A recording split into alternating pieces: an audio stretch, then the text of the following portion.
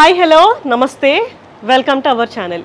సిద్ధు జొన్నలగడ్డ గారు మెయిన్ లీడ్గా బొమ్మరిల్లు భాస్కర్ గారి డైరెక్షన్లో వచ్చిన సినిమా జాక్. అయితే ఈ సినిమాలో వైష్ణవి చైతన్య హీరోయిన్గా అయితే యాక్ట్ చేసింది. ఈ సినిమా ట్రైలర్ కూడా చాలా మంచి రెస్పాన్స్ అయితే తెచ్చుకుంది. ఈ సినిమా మీద అందరూ హై ఎక్స్పెక్టేషన్స్ అయితే పెట్టుకున్నారు. సో మొత్తానికి ఈ సినిమా మన ముందుకి అయితే వచ్చేసింది.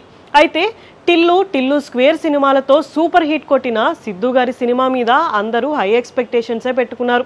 సో ఇప్పుడు అదే ఈ సినిమాకి పెద్ద ప్రాబ్లం అయింది అని చెప్పుకోవచ్చు. ఈ సినిమా స్టోరీ విషయానికి వచ్చేస్తే సిద్ధు చిన్నప్పటి నుంచి కూడా చాలా డిఫరెంట్గా పెరిగిన ఒక అబ్బాయి. సో స్టడీస్ అయిన తర్వాత కూడా తనకి జాబ్ చేసే ఇంట్రెస్ట్ అయితే ఉండదు. దీంతో తను ఒక రా ఏజెంట్ అయితే అవ్వాలి అనుకుంటాడు.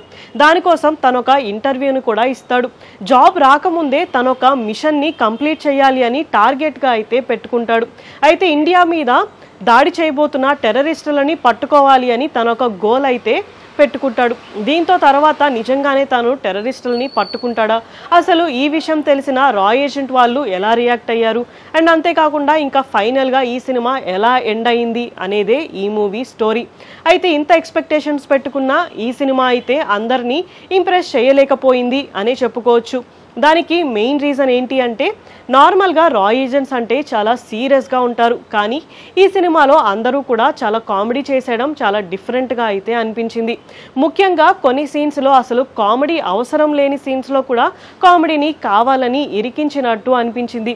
ఇంకా ప్రకాష్ రాజ్ గారి క్యారెక్టర్ని అయితే కంప్లీట్గా కామెడీ అయితే చేసేశారు.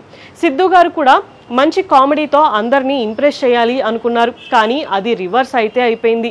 ఇంకా హీరోయిన్ కెమిస్ట్రీ కూడా అంత వర్కౌట్ అవ్వలేదు అనే చెప్పుకోవచ్చు.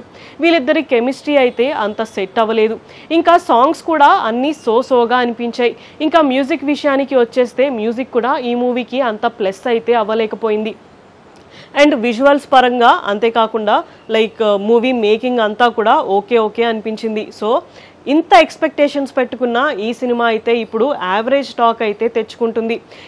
అయితే టిల్లు స్క్వేర్ తర్వాత వస్తున్న ఈ సినిమా మీద అందరూ హై ఎక్స్పెక్టేషన్స్ పెట్టుకోవడం వల్ల ఈ సినిమా ఇప్పుడు యావరేజ్ టాక్ తెచ్చుకుంటుందా, లేకపోతే ఈ సినిమా నిజంగానే ఆడియన్స్కి కనెక్ట్ అవ్వలేదా అనే విషయం అయితే తెలియాల్సి ఉంది. అయితే ఫైనల్గా ఫస్ట్ రోజే యావరేజ్ టాక్ తెచ్చుకున్న ఈ సినిమా నెక్స్ట్ వీకెండ్లో బాక్స్ ఆఫీస్ వద్ద ఎలాంటి కలెక్షన్ని తెచ్చుకుంటుందో చూడాలి. ఇలాంటి వీడియోస్ కోసం మా ఛానల్ని సబ్స్క్రైబ్ చేసుకోండి. Thank you for watching.